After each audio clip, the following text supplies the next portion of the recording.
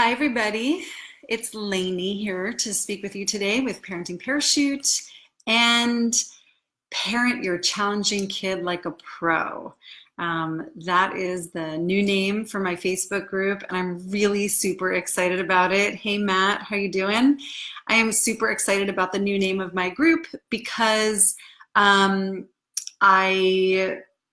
I know that so many of you have super challenging kids, and I've been asking about this for a while in the group. I know that when I talk to parents every day, I am hearing that it's really two types of parents who need extra help. They need more than what the typical blogs and what the typical books are offering them.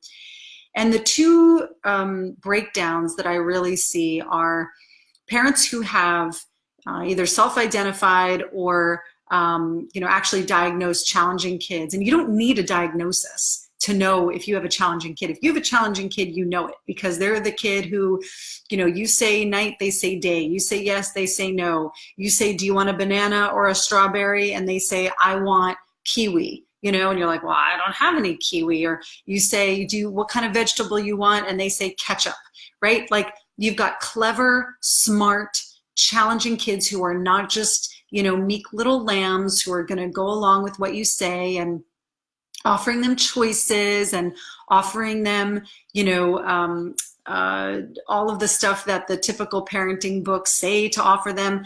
That stuff just doesn't work as well or as easily or as quickly or as smoothing with challenging kids. So maybe your child is strong-willed, maybe your child is spirited, maybe your child actually does have a diagnosis. Maybe they've been diagnosed with ADHD and or ODD, and you're like deciding whether or not you're going to be medicating your kid.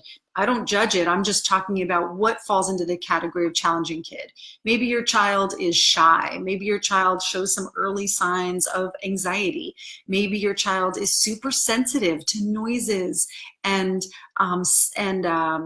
smells and has a really sensitive gag reflex. And so going over to other people's homes because they're also a super picky eater is not the enjoyable, easy experience that you see other parents having. So I don't encourage other parents to compare their experience to other parents because everybody's different.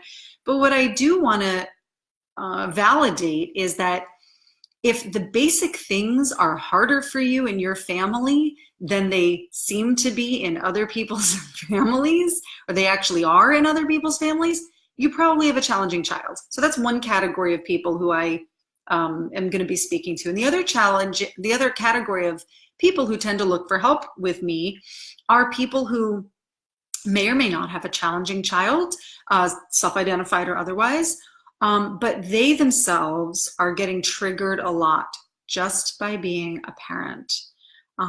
People are stressed out, they're on edge, and they want to be using positive parenting and all the gentle parenting tactics that are out there, but they're not able to make them click or work with their kids because they're not able themselves to access them, right? So you're either trying the positive stuff with your kids and the gentle stuff with yours, and it's not working because they're challenging, or you're trying it, but you're not really able to stick to it because of how you yourself are feeling, or sometimes it's a combination of both. Sometimes it's, I've got a challenging kid and I am easily triggered myself, and I don't want to be parenting the way that my parents parented me, right? So that's who this group is really designed for. And I would say that if you have a really easy kid and you don't find yourself being challenged by them all that much, you don't find yourself being triggered all that much, this group may or may not help you, but it's definitely not designed for people who are like, oh, yeah, I just asked my child to, brush their teeth, and they're like, okay, I guess I'll go brush my teeth, mom. It's just not like that. So for anybody in here who does, who doesn't relate to what I just said about the child who is like, okay, mom, I'll go do that, this group is for you. That's who I'm helping here. All right, so the topic for today is when your challenging child actually pushes you beyond any level of patience that you thought you were going to need to have When you became a parent, when you signed up or you found out you were going to become a parent, not, I realize not everybody signed up, but sometimes it's a surprise. When your challenging child pushes you beyond a level of exhaustion and you don't know how you're going to recoup your energy, how you're going to, hi Christy, good to see you, how you're going to, get your sense of self back, how you're going to start taking care of yourself to the degree where you can actually calm down and be the parent that you want to be. Because what happens with challenging kids, and I know this firsthand from working with them for years before I had 2 of my own, is that challenging kids will not just push your buttons. Well, first of all, having kids will push your buttons, right? When you have a challenging kid, they're not just going to push your buttons. They're going to pound your buttons day in and day out. You're going to be getting triggered because the first time you ask your child to do something will rarely be the last time that you have to ask them, right? And if what you're trying to do is ask them again and again in a calm, sweet voice, guess what? By the 3rd, 4th, 5th, 100th time, you're not going to have a calm, sweet voice. And if you're doing that day in and day out, you're repeating yourself and you're just trying to use a calm, sweet voice, but you're using the same words again and again and expecting different results, you're actually setting yourself up to feel really crazy and to feel really resentful of your child for not listening to you, because it will feel like you are a crazy person. And if they're having a big enough reaction and they're melting down on top of it, you are going to feel like you're doing something wrong as a parent. And I'm here to tell you, chances are, I don't know exactly what's happening in your family, but if you are trying to use the calm tactics, right? You're trying to use the positive and the peaceful parenting tactics, and it's not working with your child. It doesn't mean there's something wrong with you, and it doesn't mean that there's something wrong with your child, right? Even if your child has a diagnosis, it doesn't mean that there's something wrong with your child. So I want you to be gentle with yourself, and I want you to understand that there's a different way, there's a different strategy of parenting that's going to be necessary to use when you are being triggered by your challenging child. So I want to share with you a couple of thoughts, okay? When your challenging child pushes you beyond any level of patience or exhaustion that you thought that you were going to be experiencing as a parent, the first thing I want you to know is that there's nobody to blame, okay? Nobody is to blame. And if you fall into that mindset of, well, it's my kid's fault because they're this, or, it's my fault because of that, you're not really understanding what's going on here. Because the truth is that there's a temperament matrix, right? Everybody has their temperament that's made up of a bunch of different personality qualities that we are born with. We are born with a temperament, right? And then how we parent our kids definitely shapes them. And we can work with somebody's temperament. We can guide, we can shape, we can help them.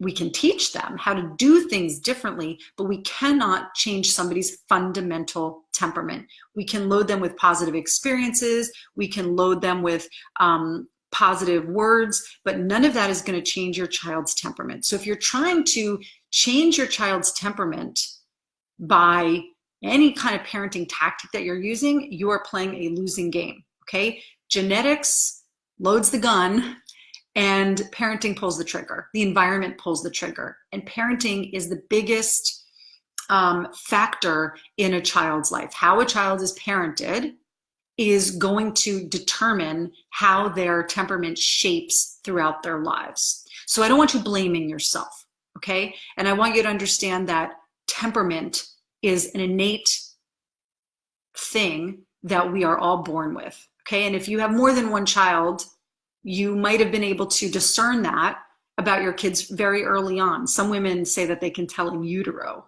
like, oh, if they didn't adopt their child and if they birthed their child themselves, say, oh, this one was different from the get-go. Like, I could just tell this one was going to be different. I didn't have that experience, but some women say that they do. I believe them.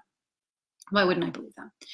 But you may or may not have been able to tell the differences in your child from very, very early on. Maybe it took you, maybe not. Maybe it took a couple of months or a couple of years for your kids' personalities to really emerge, right? Or maybe at first you thought, oh, this child is super easy because they were a super easy infant, and then something switched, and then, you know, they became some other kind of baby. And often what I see is that parents are kind of holding on to the time when their child was easier as this golden era. You know, oh, what happened? You know, I know somebody who used to say to her 3-year-old when he was acting out, but acting is a very normal 3-year-old. What happened to my sweet baby? Well, your sweet baby started having a personality, and your sweet baby started being able to say no and having a say in how he wanted to be held or treated or fed or put to bed or whatever, right? He's developing his own personality. That's what happened. So, but what I see happening when parents are being pushed beyond what they thought was going to be their expectation of their child's kind of normal behavior is that parents start blaming, which I don't want you to do. They start shaming their kids into saying, you know, what happened? You used to be so sweet. Why can't you be more like your brother or your sister or your cousin, or how you used to be, right? So there's the blaming and shaming. And then the other thing that happens when challenging kids start to push us beyond is that we start to isolate ourselves when we have challenging kids. These are the 3 big things that I see. And along with the, you know, blaming ourselves or blaming our kids, along with shaming our kids, right? Or shaming ourselves even, is we start to isolate.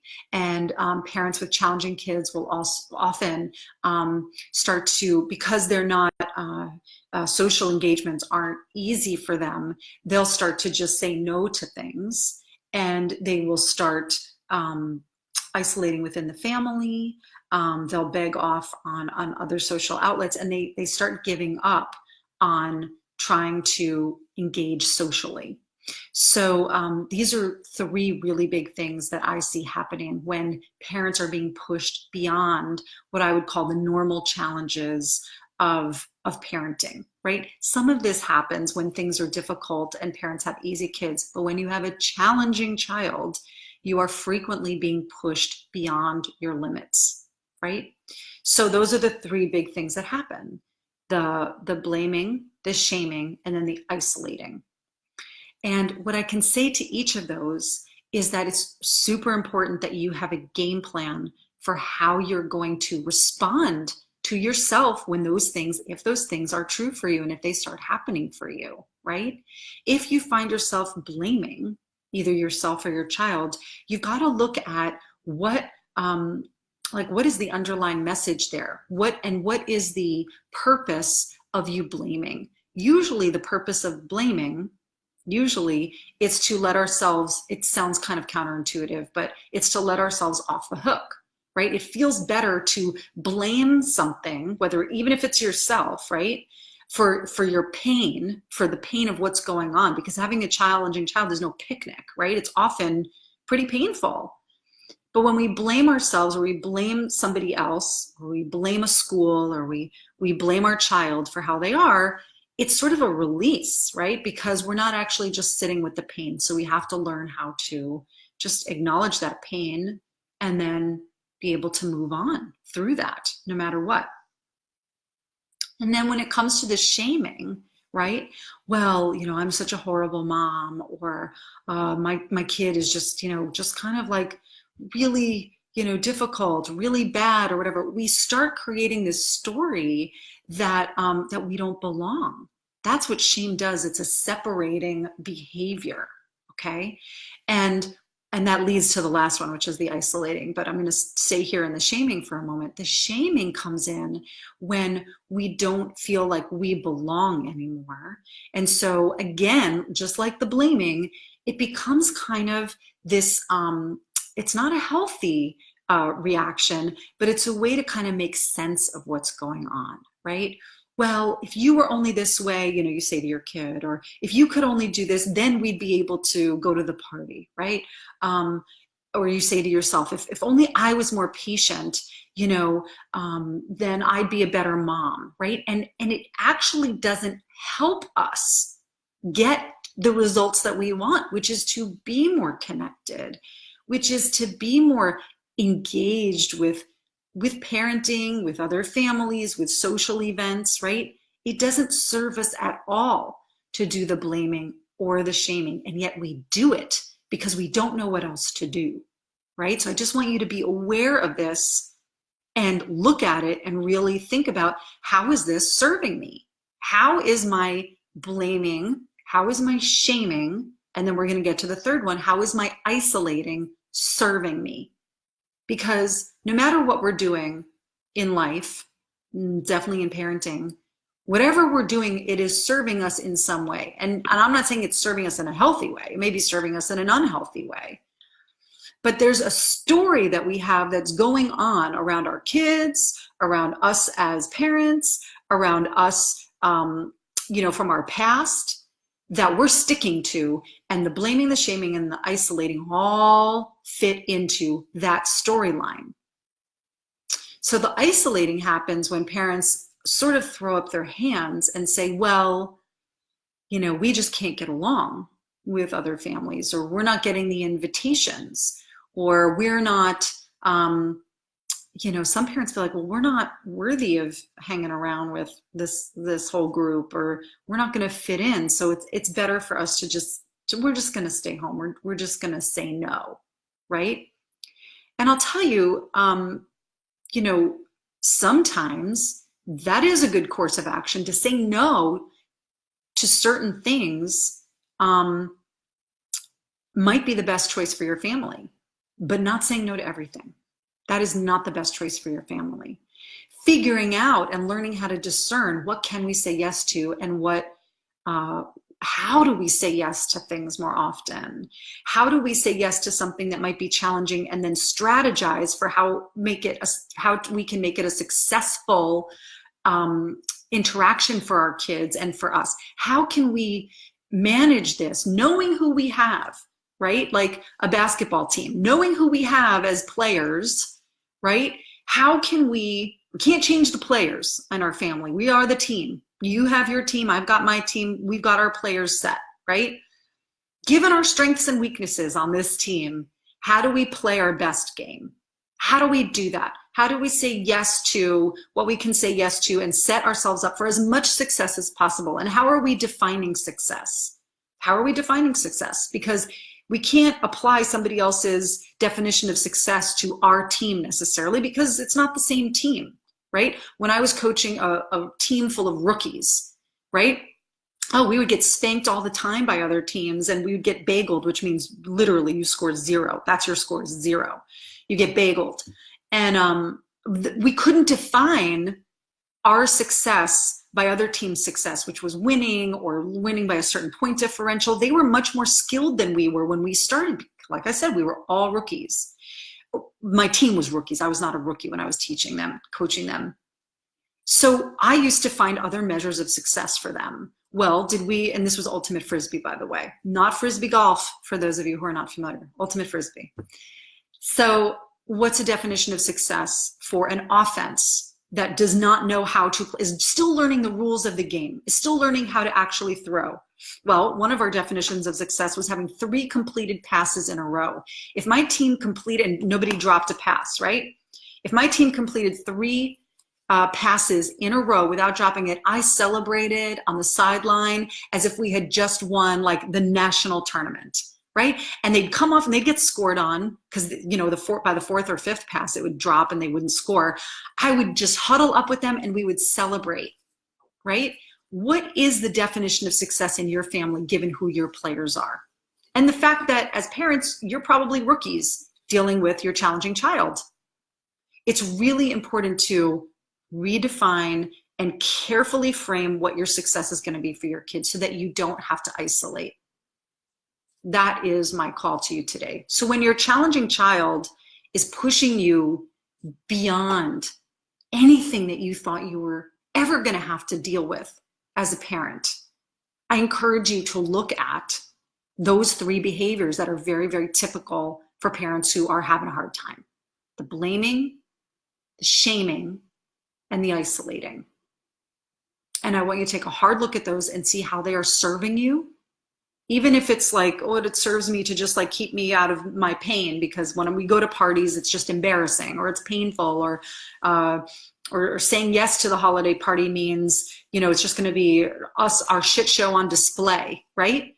If that is feeding into your story, I want you to know what that story is, and I want you to stop telling yourselves that story so that you can actually get some tactics and some strategies to be more empowered when you're raising these challenging kids, because they need to see you thriving.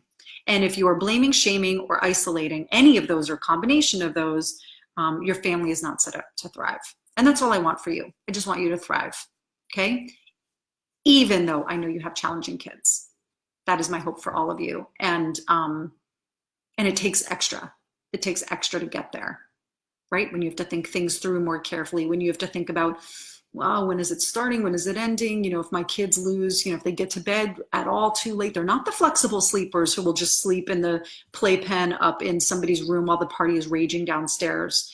Okay, so that means we have to leave at this time, and how can we, you know, enjoy what we can enjoy, right? Like, you have to really strategize in a way that people who have easy kids do not. I will never forget, like, the jealousy I had where I would see people walking around with their babies, and their babies were sleeping everywhere. And I was like, are you kidding me?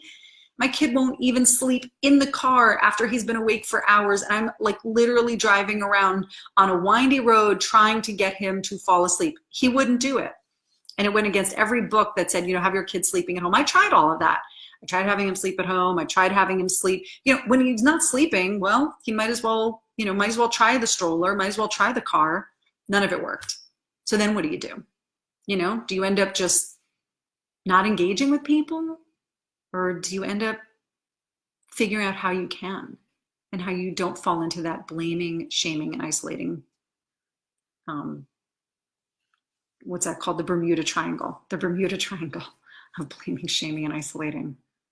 All right, so that's what I want to leave you with today. I hope this was helpful for you. Please book a call with me if this sounds like what you've been doing in your family at all, or any of it sounds familiar, and you want to change things for the better. I am here for you. Book a call, and we'll get it sorted out for you. Okay?